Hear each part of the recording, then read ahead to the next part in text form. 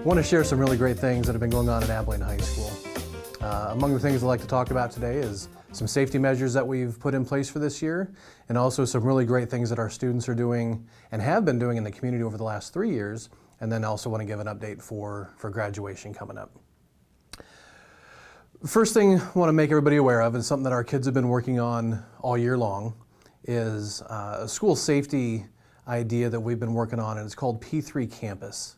P3 Campus is an app that we put on all of our students' iPads here at the high school. And this app allows students to make anonymous reports to school officials in order to make us aware of anything that's unsafe that might be taking place. On the app, a student will log in, and that code is unique to them, and it allows their anonymity to be maintained. And they're able to select the kind of behavior that they're seeing that we need to be made aware of. For example, if somebody was making violent threats, or if somebody was smoking or vaping or in possession of things that they shouldn't have. Students have an option from a pull-down window menu, and then they can send it to us, and it goes to me, it goes to a school resource officer, it goes to the assistant chief of police and investigator in the sheriff's department. And the four of us will communicate, and we will determine if it's a school issue, if it's an outside of school issue. If it's a school issue, then I will work with the school resource officer, and we will try to find the best way to handle it. And if it's not a school issue, then we'll turn it over to law enforcement, and if they feel that that's the best route to handle it, then they will do so. One of the things that we do that this app allows is we can engage in dialogue back and forth between ourselves and the tipster. And once again, this is incredibly anonymous, and we don't ever ask the identity of the person who's making a report, and we will ask questions and try to gain some specific knowledge of what's going on to make it more reasonable for us to follow through on it. So I believe that as an end result, we have been able to not fully get out of school, but to severely reduce the number of inappropriate items that have been brought into school. At the beginning of the school year, our school, like many schools across the country, were inundated with vaping materials, vaping pens, jewels, different kinds of devices for students to engage in different sort of things that as minors they're not legally allowed to do. And I think what's happened is that most students who originally thought that bringing those things to school was an okay idea, most of them have figured out chances are somebody's going to let somebody know and I stand to get in trouble for it.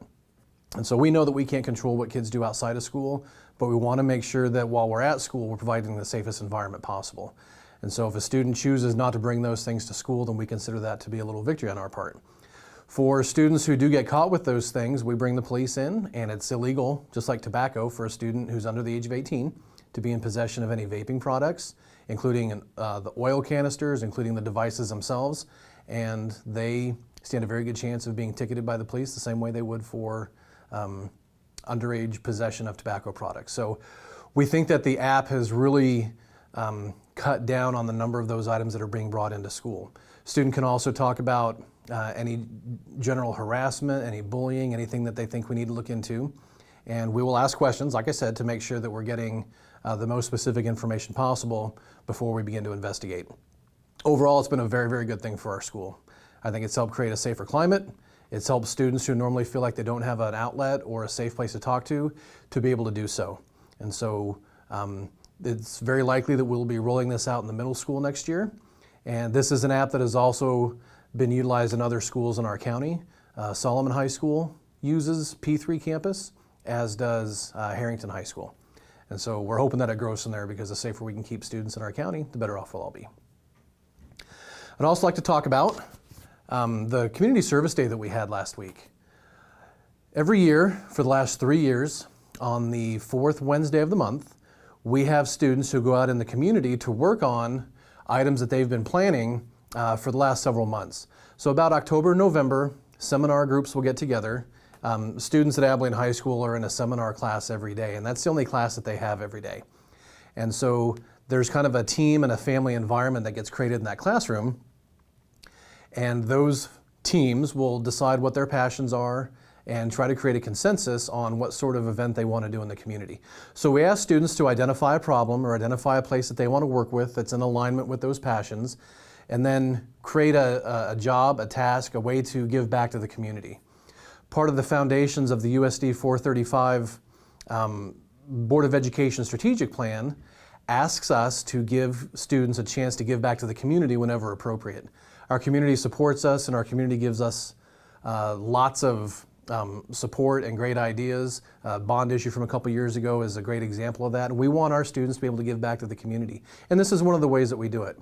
And so for several months, every Wednesday, those seminar teams will talk about what they want to do, and then they'll put it in alignment with our social and emotional curricular plan.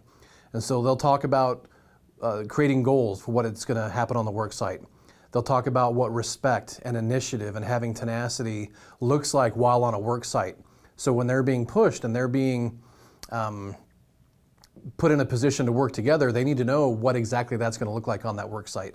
They also talk to a community member who kind of serves as a sponsor or a mentor for that service project, and then they decide what sort of things they need, and then they communicate with me through their teacher where they're going to go, what it is that they want to do, and then a teacher, Mrs. Hinson, and I will sit down and we'll go through the plans and make any recommendations that we feel need to happen in order to make it the best plan possible.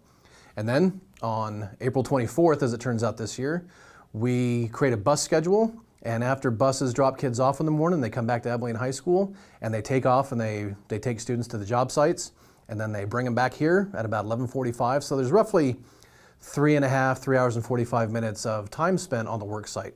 When I say work site, it isn't all just physical labor.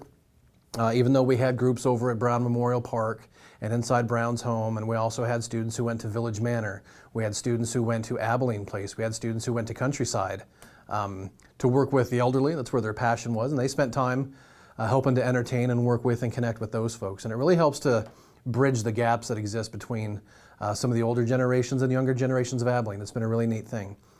We've had for several years groups of students who go to the grade schools to work in PE classes, to connect with kids at lower levels and engage in physical activities and learning activities with them.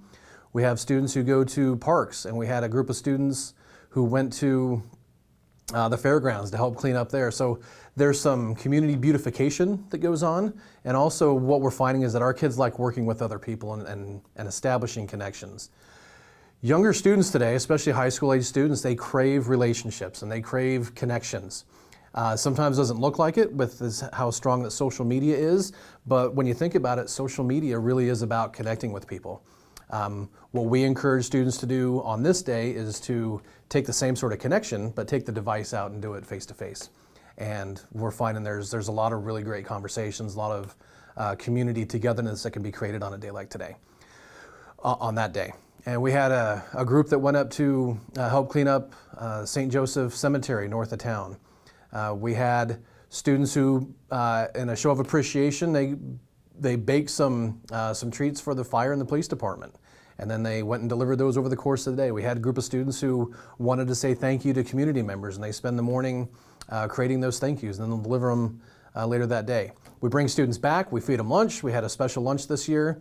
We had some pita pockets and we had some burritos, things we don't normally serve, and we got kids through our lunch line as quick as possible. And then in the afternoon, thanks to Sergeant Mack, who works at the National Guard. He's Army National Guard, and he's one of the recruiters who comes to town. He got together with Sergeant Miller, who works with he's a Marine recruiter, and Sergeant Brooks with the Air Force, and they put together a plan to engage students in the afternoon in some mental and physical teamwork activities and challenges. And so we had students outside doing that for an hour. It required them to strategize the kinds of activities they thought they'd be great at, strategize teamwork, work through some mental challenges as well, and they did it for a point value, kind of as a contest. We're still waiting to see who our winners were. Today marks 1 week since we were there, so we're hoping to have those results soon. And then we had a panel with those 3 members of the military, where we had a panel discussion that finished out about the last 45 minutes of the school day. This is the 3rd year that we've done this activity. This is the 1st year that we've been working with the National Guard to help plan those things out, and it really turned out to be a super day. Kids were tired when they were done, but they worked hard, not only on the job site, but in the teamwork activities at the end of the day. And the final thing I want to talk about today is graduation. It's a huge day for seniors, and in Abilene School District, we talk about how we all teach seniors. It's not just the 12th grade teachers who get kids to graduation. Kindergarten teachers, paras, cooks, bus drivers, Everybody that's employed in this district teaches seniors, whether they teach that senior 12 years earlier than graduation or on the day of graduation. We all teach seniors in Abilene School District. And so on May 19th is the culmination of all the efforts that have been put into this year's group of seniors. So I'd like to invite the community to come to graduation at 1:30 Sunday, May 19th, here at Abilene High School in the gymnasium. We have approximately 140 seniors who are going to graduate this year. Each of those seniors on rehearsal day on Friday before graduation will know where their seating is located. They'll each have 8 spots that they can divide up among their families. We will reserve floor seating, and we will reserve the pull-out bleachers on the east and west side of the gymnasium. And in the balcony, it's open seating. So if you want to come watch graduation, but you're not necessarily a family member who has a spot in the 8 reserved seats, you're more than welcome to join us in the balcony area in the Abilene High School gymnasium. We'll have a speech by Grant Weishauer, who is the National Honor Society president. He will address the students. I'll have my address as well. We will continue to have the giving of the rose to the parents. We'll recognize student accomplishments. And then, again, the rose ceremony, and then we'll announce all of our graduates. It's going to be a pretty exciting day. School will be out just a few days after that on the 21st. So graduation's on the 19th on Sunday. Freshmen, sophomores, and juniors will be out at about 11 o'clock, a little before 11 o'clock on that Tuesday, the 21st, and we will have wrapped up yet another outstanding school year at Abilene High School.